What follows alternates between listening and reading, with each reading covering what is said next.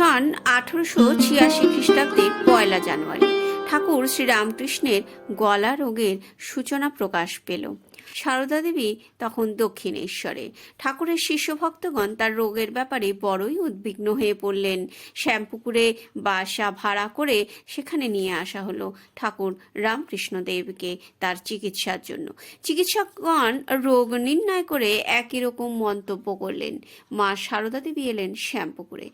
শ্যামপুকুরে জায়গার অভাব। ঠাকুরের শিষ্য ভক্তরা তার কাছে থেকে চিকিৎসার ব্যবস্থা করার বেশ সমস্যা দেখা দিল। তখন তাকে নিয়ে আসা হলো কাশীপুর উদ্যানবাটিতে। শিষ্য ভক্তগণের ভিড়ের মধ্যে থেকে নিষ্ঠার সঙ্গে মা সারদা দেবী ঠাকুরের সেবা করতে লাগলেন। এদিকে ঠাকুরের রোগের উপসর্গ দিন দিন বেড়েই চলল। চিকিৎসকদের কোনো চেষ্টাই যেন সফল হচ্ছে না। শিষ্যগণের মনোবল ভেঙে পড়তে লাগলো। মায়ের মনেও দেখা দিল হতাশার কালো ছায়া। কোনো উপায়ন্ত না দেখে তিনি গেলেন তারকেশ্বরে। ঠাকুরের রোগমুক্তির কামনায় বাবা তারকনাথের চরণে তিনি ধর্ণা দিলেন। 3 দিন 3 রাত্রি কাটালেন সেখানে। তৃতীয় রাত্রে তার চোখের সামনে ভেসে ওঠে এক সংহার মূর্তি। বজ্রগম্ভীর ধ্বনি, কোনো কথা নয়, কেবল গম্ভীর ধ্বনি। এবার তার মনে হলো, কে কার স্বামী, এ সংসার কে কার স্ত্রী, কে কার এ জগতে। সব মায়া মুক্ত হয়ে তার মনে বৈরাগ্যের উদয় হলো। মা তারকেশ্বর ছেড়ে ফিরে এলেন ঠাকুরের কাছে। তাকে দেখেই ঠাকুর ম্লান হেসে বললেন, কি কিছু হলো কি? মাকে মৌন দেখে ঠাকুর আবারও হেসে বললেন, আমি তো আগেই জানি গো, কিছুই না। এই ঘটনার মাত্র কদিন পরেই সমাধিমগ্ন অবস্থায় ঠাকুর শ্রীরামকৃষ্ণ ভবলীলা সাঙ্গ করলেন, যাত্রা করলেন অনন্ত সুন্দরের উদ্দেশ্যে। ঠাকুরের দেহত্যাগের পর শ্রীমা লোকপ্রথা অনুযায়ী যখন স্নান সেরে সিঁথির সিঁদুর মুছে ফেললেন আর হাতের শাখা ভাঙতে যাবেন, ঠিক তখনই ঠাকুর তাকে দেখা দিলেন। বিস্ময় মাখানো দৃষ্টিতে তার দিকে তাকালেন। ঠাকুর হেসে বললেন, আমি কি আর কোথাও গেছি গো? এই যেমন এ ঘর থেকে সে ঘর গেছি। এরকম ঘটনা সেদিন মাত্র নয়। যখনই মা কাতর হয়েছেন, কোনো কাজ করতে গিয়ে হতাশ হয়েছেন, তখনই ঠাকুর এসে দেখা দিয়েছেন, শুনিয়েছেন অভয় বাণী। দেহত্যাগের কয়েকদিন আগে ঠাকুর শ্রী রামকৃষ্ণ মাকে বলেছিলেন, কলকাতার লোকগুলো যেন অন্ধকারে কিলবিল করছে, ওদের ত্রাণের জন্যে, কল্যাণের জন্যে তোমাকে থাকতে হবে। তুমি থাকো, তোমার অনেক কাজ। কিন্তু ঠাকুরের দেহত্যাগের পরে তার অদর্শনে মায়ের মন বড়ই বিরহ বেদনায় আকুল। মনকে প্রশমিত করতে তিনি বৃন্দাবন যাত্রা করলেন। সঙ্গী হলেন স্বামী অভেদানন্দ, স্বামী যোগানন্দ, লাট্টু মহারাজ, লক্ষ্মীমণি আর গোপালের মা। অনেক তীর্থক্ষেত্র ঘুরে তারা পৌঁছলেন বৃন্দাবন। মা যখনই চোখের জল ফেলে ঠাকুরকে স্মরণ করেন, তখনই তিনি দিব্য দর্শন দান করেন। একদিন মা সারদা হাতের বালা খুলতে গেলে ঠাকুর দেখা দিয়ে বাধা দিলেন। বললেন, করছো কি? বালা খুলছো কেন? খুলো না, তুমি হাতের বালা রেখে দাও। কিছু সময় অতিবাহিত হলে মা ধীরে ধীরে শোক তাপ ভুলে স্বাভাবিকতা ফিরে পেলেন। তারপর ধীর পায়ে এগিয়ে চললেন পরমানন্দের পথে। একদিন মা ধ্যানমগ্ন। ঠাকুর তাকে দর্শন দিয়ে বললেন, দীক্ষা দাও, তুমি দীক্ষা দাও। মা সচকিত হয়ে ওঠেন, আপন মনে সবিস্ময়ে বলে ওঠেন, দীক্ষা? হ্যাঁ গো, দীক্ষা দাও তুমি। নহবত গৃহে অবস্থানকালে একদিন মা সারদা দেবীকে বালক সারদা প্রসন্ন দীক্ষা দিয়েছিলেন। সেদিন ঠাকুর ছিলেন তার কাছে, পাশে। আর আজ যে সে অনুপস্থিত। পরদিন আবার দিব্যদেহে ঠাকুর আবির্ভূত হলেন। বললেন, কি গো, রাজি তো? দীক্ষা দিচ্ছ তো? সেদিনও মা রাজি হলেন না। কিসের যেন একটা অভাব, একটা শূন্যতার আতঙ্ক তার মানসিক দুর্বলতা সৃষ্টি করেছে। তৃতীয় দিনে আবার ঠাকুর দিব্যদেহে মাকে দর্শন দিলেন। বললেন, দীক্ষা দাও। তোমার গুরু শক্তির অভয় আশ্রয়ে নরনারীরা পরম শান্তি লাভ করুক, আমি তোমাকে বলছি, তুমি দীক্ষা দাও। ঠাকুরের আদেশে মা সারদা দেবী এবার দীক্ষাদানে সম্মত হলেন। বসলেন ধ্যানে আপনভাবে মগ্ন হয়ে। ধ্যান অবস্থাতেই যোগেনকে দীক্ষা দিলেন। মায়ের ভক্ত যোগেন দীক্ষা গ্রহণ করে হলেন স্বামী যোগানন্দ। মা তখনও বৃন্দাবনে অবস্থান করছেন। দীর্ঘ সময় ধ্যানমগ্না, গভীর ধ্যানে আত্মমগ্না। শিষ্যগণ মায়ের নাম শোনাতে লাগলেন, তবু তার ধ্যান ভগ্ন হল না। খবর পেয়ে ছুটে এলেন স্বামী যোগানন্দ। বারবার ডাকলেন মাকে। আজ আবেশ বিভোর মায়ের মন। স্বামী যোগানন্দ আবার ডাকলেন তাকে। ছেলের আকুল ডাকে মায়ের মন চঞ্চল হলো এবার। ভাব বিমুগ্ধ অন্তরের ক্ষীণ কণ্ঠে মা বলে উঠলেন, ধ্যান সাগর থেকে ফিরে এসে ভাবের হাটে যাব। বিস্মিত ও সচকিত হয়ে উঠলেন মায়ের সকল ছেলে মেয়েরা। এ কার কণ্ঠস্বর? এ যে অতি পরিচিত কণ্ঠস্বর, সহাস্য মধুর কণ্ঠ। মায়ের কণ্ঠ দিয়ে যেন ঠাকুর কথা বলছেন। একসময় সেবক মায়ের জন্য ভোগ নিয়ে আসে। সবাই মায়ের মুখের দিকে তাকিয়ে হতচকিত হয়ে যান। চোখের তারায় বিস্ময়ের ছাপ এঁকে নীরব চাহনি মেলে নিরীক্ষণ করতে থাকেন, ঠিক যেন ঠাকুরের মুখটি তাদের চোখের সামনে ভেসে উঠছে। তার চলন বলন দৃষ্টি সবই যেন অবিকল তার মতো। সেই চোখ, সেই মুখ, যেন ঠাকুরের সামনেই ভোগের থালা দেওয়া হয়েছে। মা ভোগ খেলেন।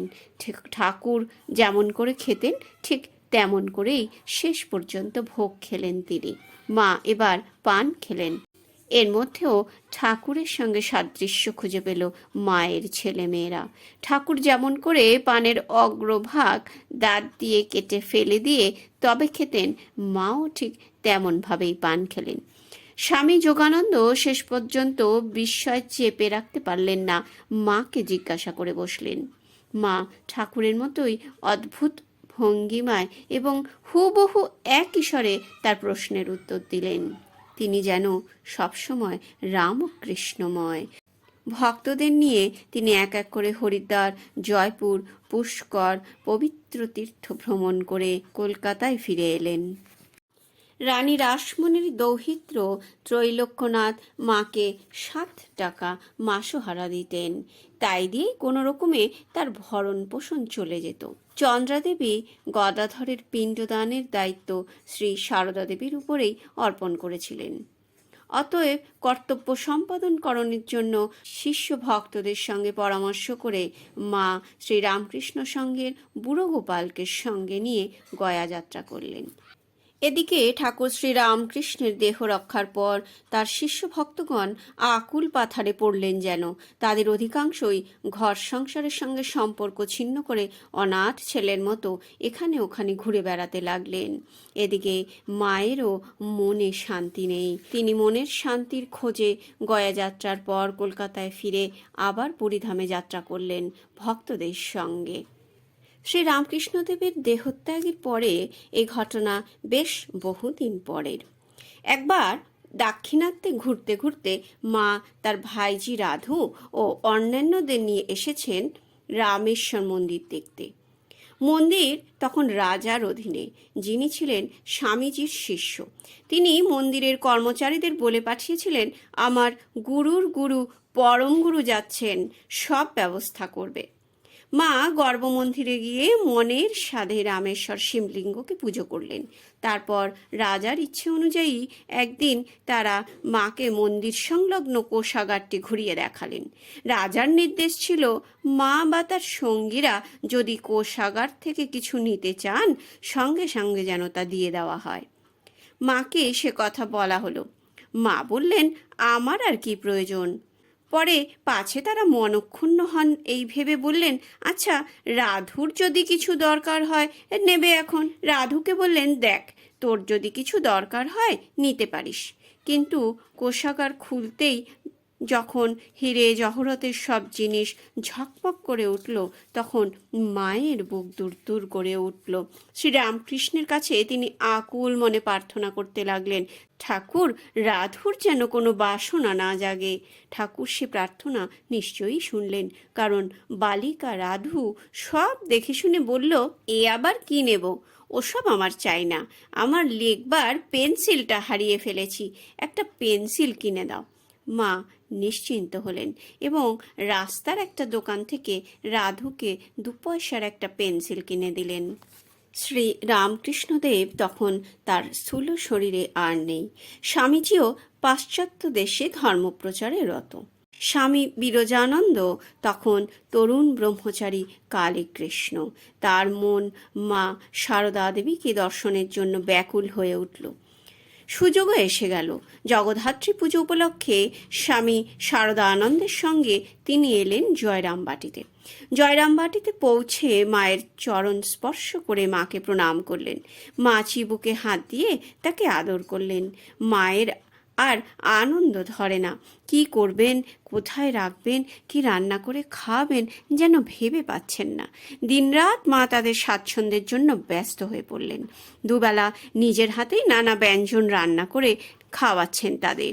মায়ের পীড়াপিড়িতে কালীকৃষ্ণ প্রায় দ্বিগুণ খেয়ে ফেললেন। পরবর্তীকালে স্মৃতিচারণে তিনি বলেছেন, সে রান্না কি সুস্বাদু ও মিষ্টি লাগিত তাহা বলা যায় না, যেন স্বর্গীয় কিছু এখনো যেন মুখে লাগিয়া রহিয়াছে।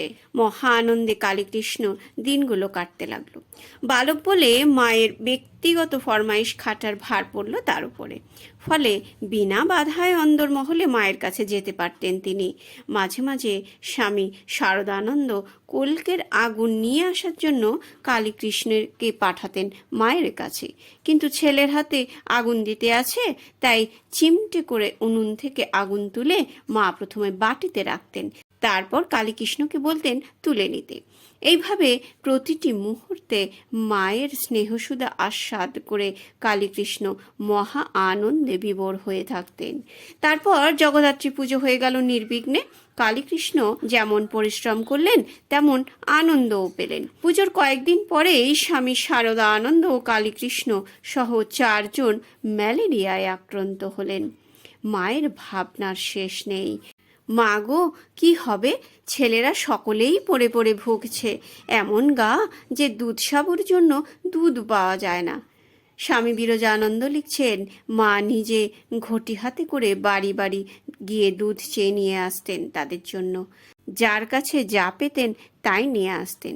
মাঝে মাঝে এসে দরজার বাইরে দাঁড়িয়ে খবর নিয়ে যেতেন।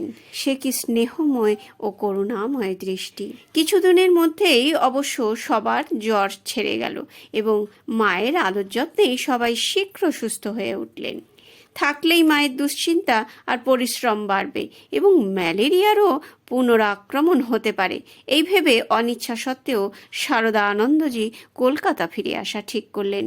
দুপুরে খাওয়া দাওয়ার পরে সবাই যখন গরুর গাড়িতে উঠেছেন, তখন এক মর্মস্পর্শী দৃশ্যের অবতারণা হলো। মা খিড়কির দরজার সামনে এসে দাঁড়ালেন। দেখা গেল তার চোখ দিয়ে অবিরাম অশ্রু ঝরছে। কেঁদে কেঁদে মুখ ফুলিয়ে ফেলেছেন।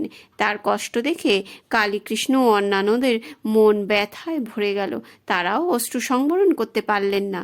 গরুর গাড়িগুলো ছেড়ে দিলে মা একটু দূর পর্যন্ত পেছনে আসতে লাগলেন। নিষেধ করলেও শুনলেন না, যেন কিছুতেই ছেলেদের বিদায় দিতে পারছেন না। কালীকৃষ্ণ অবাক হয়ে ভাবতে থাকেন, এমন অভাবনীয় স্নেহময় ভালোবাসা নিজের মাও কি বাসিতে পারেন? বাড়িতে মাকে তো খুবই ভালোবাসতাম, তিনিও কত ভালোবাসতেন, কিন্তু এ যেন এক জন্ম জন্মান্তরের চিরকালের আপনার মা। রামকৃষ্ণ সংঘের 8ম অধ্যক্ষ স্বামী বিশুদ্ধানন্দ শৈশবেই তার মা বাবাকে হারিয়েছিলেন। একদিন দক্ষিণেশ্বরে থাকাকালীন তিনি জানতে পারলেন শ্রী রামকৃষ্ণদেবের লীলা সঙ্গিনী মা সারদা দেবী তখন জয়রামবাটিতে আছেন। তিনি সেখানে যাওয়া সাব্যস্ত করলেন। বর্ধমান হয়ে অনেক কষ্ট করে ক্লান্ত দেহে তিনি চললেন জয়রামবাটির উদ্দেশ্যে। মনে নানা ভাবনা চিন্তা, কিভাবে মা তাকে গ্রহণ করবেন।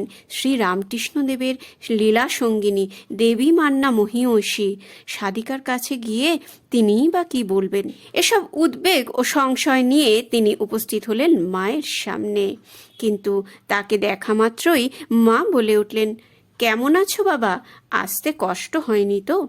যেন বহুদিন পরে ছেলে ঘরে ফিরেছে। কত পরিচিতি। বুকের সব ভার নেমে গেল স্বামী বিশুদ্ধানন্দ মহারাজের। তিনি অনুভব করলেন ইনি সত্যিই মা, অহেতুক ভালোবাসা, স্নেহ ও করুণাময়ী। একদিন কাশী থেকে তিনি ও স্বামী অচলানন্দ মহারাজ জয়রামবাটিতে এসেছেন। কয়েকজন গৃহস্থ ভক্ত তখন সেইখানে উপস্থিত। রাত্রে একসঙ্গেই খাওয়া হয়ে গিয়েছে। এর কিছুক্ষণ পর সবাই যখন শোবার জন্য তৈরি হচ্ছেন, মা ওদের দুজনকে ডেকে পাঠালেন।